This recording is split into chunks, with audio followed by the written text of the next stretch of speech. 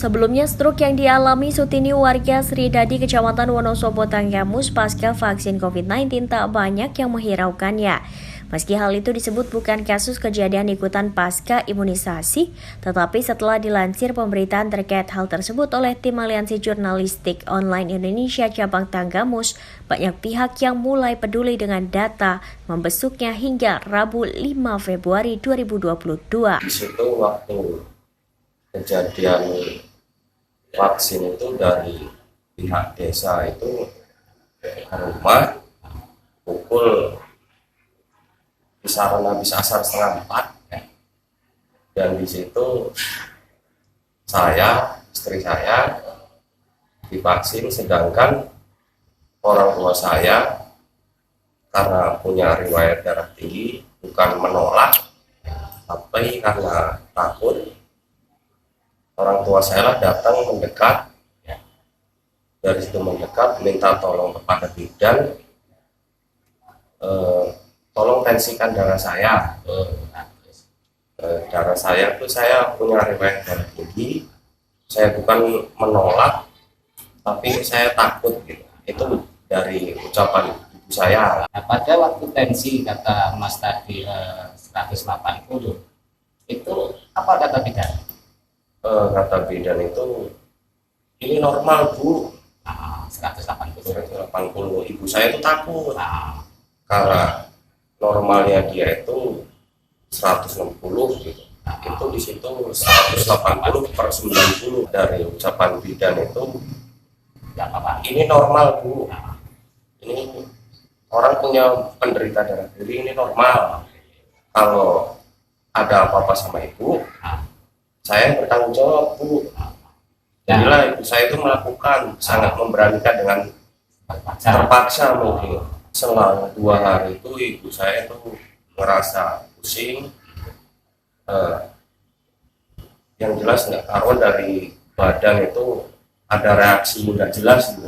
Berangkatan saya kemarin untuk melihat pasien atas nama Sutini yang menderita stroke beberapa hari setelah mendapatkan vaksin COVID-19.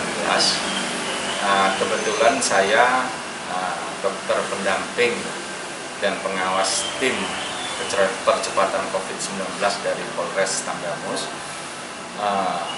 datang untuk memastikan apakah memang pasien atas nama Sutini yang mengalami stroke ini diakibatkan oleh vaksin yang dia peroleh.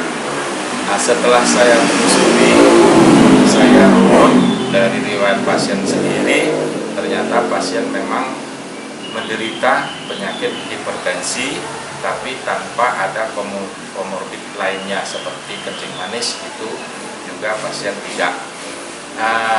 Pada saat dilakukan vaksin, memang tekanan darah pasien tersebut 180/90, tetapi dalam kondisi seperti itu, tekanan darah itu masih dibolehkan untuk diberikan vaksin.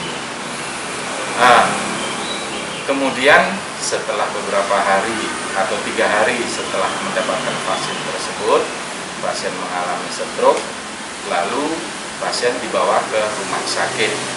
Hasil dari perawatan oleh dokter ahli syaraf di rumah sakit dipastikan bahwa pasien ini menderita stroke bukan akibat daripada vaksinnya, jadi murni akibat dari penyakit hipertensinya. Nah, itu hasil dari penelusuran saya, hasil dari pengamatan dan pemeriksaan saya di lokasi. Alhamdulillah memang setelah pasien pulang dari rumah sakit itu sudah mengalami perbaikan yang cukup signifikan, di mana pasien minimal untuk kegiatan dia sendiri, untuk kebutuhan sehari-hari, keperluannya sendiri itu sudah bisa melakukan. Jadi beberapa hari yang lalu, beberapa waktu yang lalu kita menerima laporan bahwa ada warga masyarakat kita yang mengalami sakit pasca pelayanan vaksinasi. Kalau tidak salah 1 minggu setelah pelayanan vaksinasi mengalami stroke ringan. kami dari Dinas Kesehatan sudah melakukan penyelidikan epidemiologi untuk melihat kejadian sakit yang sebenarnya, dan dari hasil PE diperoleh informasi bahwa warga masyarakat kita ini setelah divaksinasi seminggu mengalami sakit, kemudian sudah dilakukan perawatan di Rumah Sakit Mitra Husada, dan dari diagnosa dokter yang menangani disampaikan bahwa beliau ini sakit ada penyumbatan di dalam pembuluh darah, dan setelah dikaji secara medis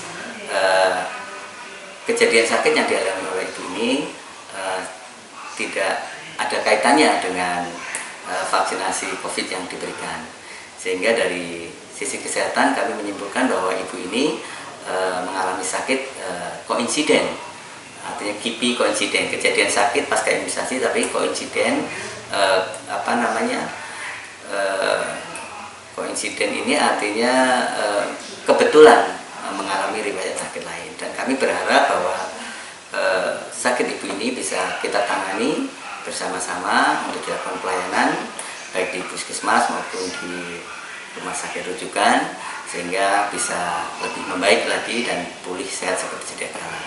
Kemudian kami dari Dinas Kesehatan tentunya akan tetap melakukan vaksinasi COVID-19 sesuai dengan program pemerintah, dan akan terus meningkatkan pelayanan sesuai dengan SOP, petunjuk teknis tentang vaksinasi COVID-19, sehingga harapannya masyarakat kita bisa sehat dan terhindar dari virus COVID-19 yang saat ini juga terus mengalami kenaikan, yaitu virus B1129 atau Omicron. Dari Tanggamus, Budi Hartono, FS TV melaporkan.